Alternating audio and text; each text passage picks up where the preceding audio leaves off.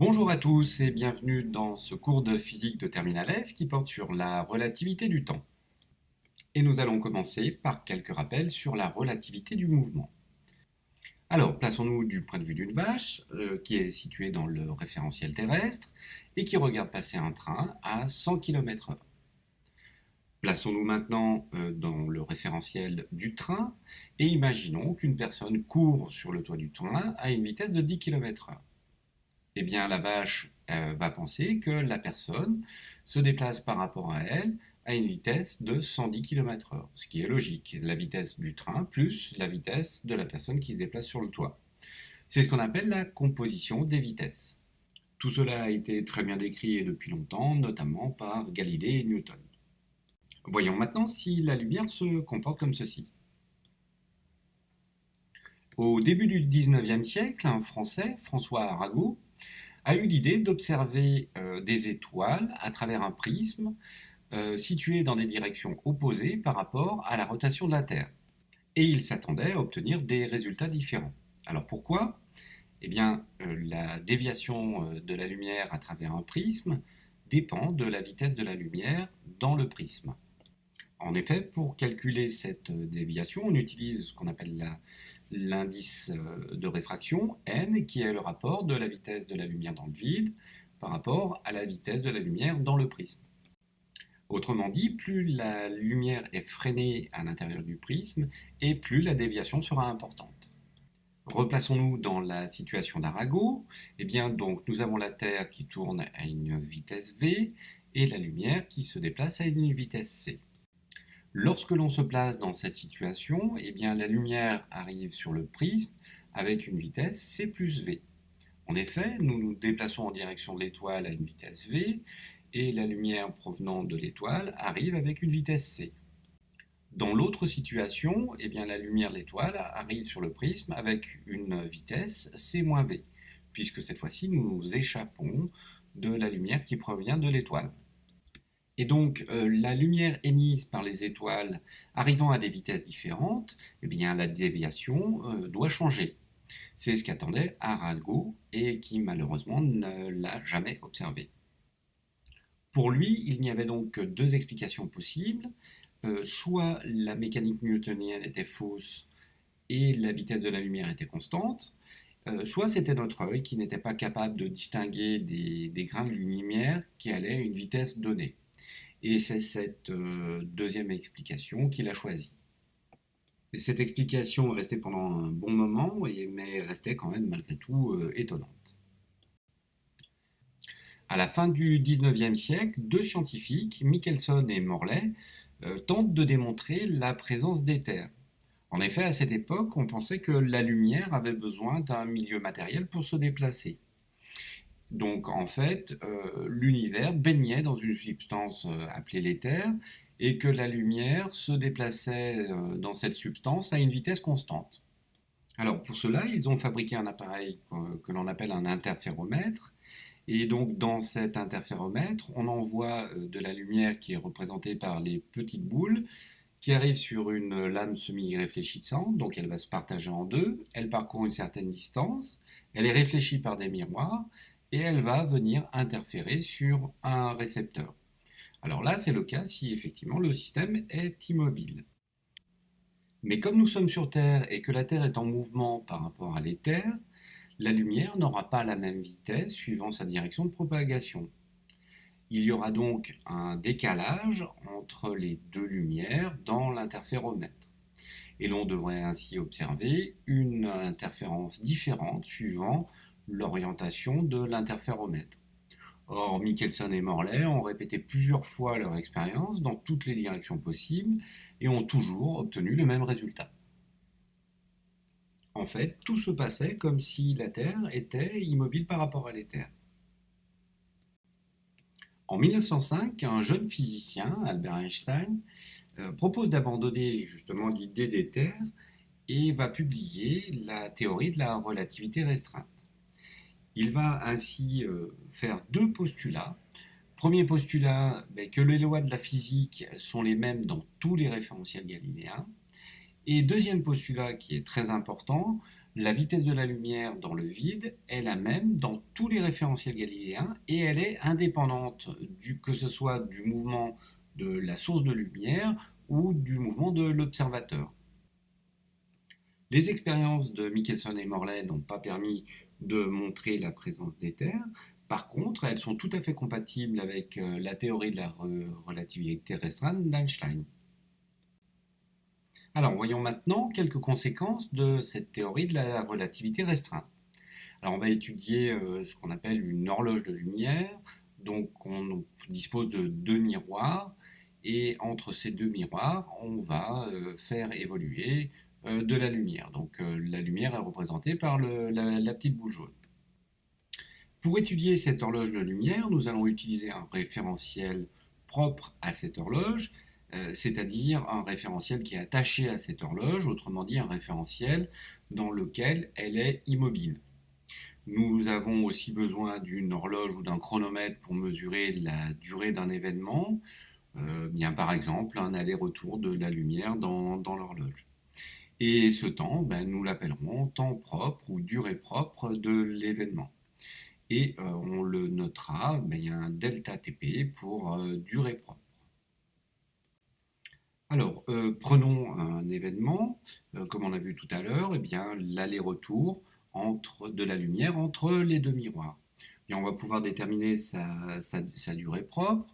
Donc, pour déterminer cette durée, nous avons besoin de la longueur entre les deux miroirs. Et puis la vitesse, c'est la vitesse de la lumière. Donc C, en fait, c'est la distance parcourue, c'est-à-dire 2L, sur la durée propre, delta TP. On peut aussi donc déterminer la longueur entre les deux miroirs en fonction donc, de la vitesse de la lumière et de la durée propre. Donc on a L qui est égal à C delta TP sur 2. Donc on garde cette formule, on en aura besoin pour tout à l'heure. Étudions maintenant notre horloge de lumière, mais cette fois dans un autre référentiel. Dans un référentiel qui sera en mouvement par rapport au référentiel propre et qui se déplacera à une vitesse v. Donc nous aurons besoin là aussi d'un chronomètre, mais qui ne mesurera plus la durée propre, mais une durée mesurée qui sera différente de la durée propre. Voyons maintenant ce que l'on va observer lorsqu'on se place dans le référentiel en mouvement. On va voir notre horloge de lumière qui va se déplacer. Alors prenons trois positions particulières et puis on va pouvoir tracer la trajectoire de notre lumière. On peut donc constater que la distance parcourue par la lumière est plus importante que lorsqu'on était dans le référentiel propre. Or, si la distance a été modifiée, la distance parcourue par la lumière a été modifiée, comme la vitesse de la lumière reste la même, d'après le deuxième postulat d'Einstein, la durée de l'événement sera elle aussi modifiée. Donc si on mesure le temps pour faire un aller-retour dans le référentiel en mouvement, on trouvera forcément une durée qui sera plus grande. La durée mesurée dans le référentiel en mouvement est donc plus grande que la durée propre de l'événement dans le référentiel propre. Alors ça, c'est quelque chose de nouveau, puisqu'en fait, la durée d'un événement ne sera pas la même suivant le référentiel dans lequel on va se placer. Donc le temps est relatif au référentiel dans lequel on le mesure. Alors on peut aller un peu plus loin et puis on va essayer de chercher la relation qui existe entre la durée mesurée et la durée propre. On peut faire apparaître deux triangles rectangles. Un des côtés est la longueur L, c'est-à-dire la distance entre les deux miroirs, et l'hypoténuse du triangle. Et en fait, la distance parcourue par la lumière à la vitesse c pendant la moitié de la durée mesurée, c'est-à-dire delta Tm sur 2.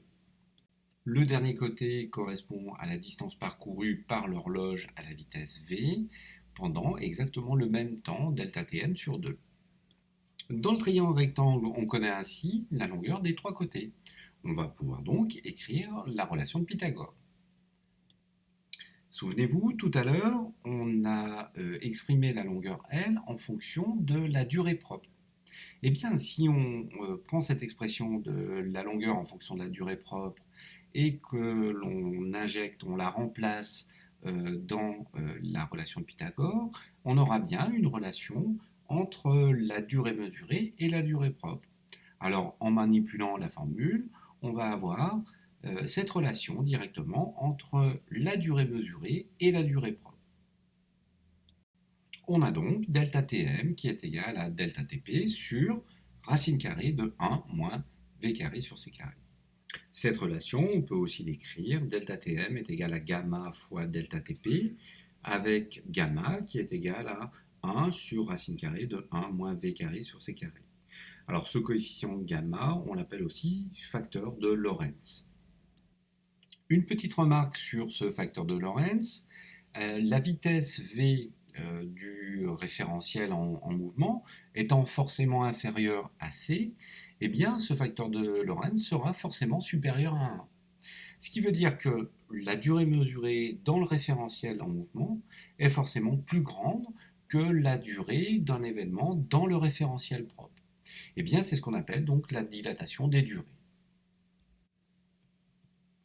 D'autres conséquences des postulats d'Einstein qui ne seront pas développés ici, eh bien on observe une contraction des longueurs ou une perte de simultanéité. Alors tout ça est bien expliqué dans une vidéo que vous pourrez trouver dans la playlist de Terminal S. On peut observer aussi que la vitesse limite est la vitesse de la lumière. Effectivement, rien ne peut aller plus vite que la vitesse de la lumière. Et une dernière conséquence que vous connaissez déjà depuis l'année dernière, la fameuse relation E égale mc2, qui dit que en fait, la masse est une forme d'énergie. Vous pouvez ainsi voir que ces deux postulats ont complètement révolutionné la façon de faire de la physique. Alors, a-t-on des preuves expérimentales de ces conséquences de la relativité restreinte? Alors, au départ, les scientifiques étaient sceptiques, mais depuis, des expériences ont été réalisées, notamment par Fedde et Keating, qui ont embarqué dans 2 avions des horloges atomiques, et lors de leur retour sur Terre, ils ont pu constater une différence entre les 2 horloges qui correspondaient exactement aux prévisions de la relativité restreinte. La relativité restreinte est utilisée tous les jours dans les accélérateurs de particules. En effet, ces particules vont à des vitesses qui sont proches de la vitesse de la lumière. La présence de muons cosmiques à la surface de la Terre ne peut s'expliquer, là aussi, que par la relativité restreinte. Et le principe de localisation GPS doit impérativement tenir compte de la relativité restreinte sous peine d'avoir des différences dans les distances relativement importantes. On peut signaler pour finir que ce phénomène a inspiré de nombreux réalisateurs, notamment celui d'Interstellar ou bien celui de La planète des singes. Alors, faut-il pour autant se débarrasser de la mécanique de Newton? Bien, pour répondre à la question, nous allons revenir sur l'exemple que l'on a vu au début de ce cours. On reprend donc notre exemple du train qui se déplace à 360 km/h et de la vache qui regarde passer le train. Imaginons quelqu'un à l'intérieur du train qui mesure sur sa montre une durée d'1 seconde.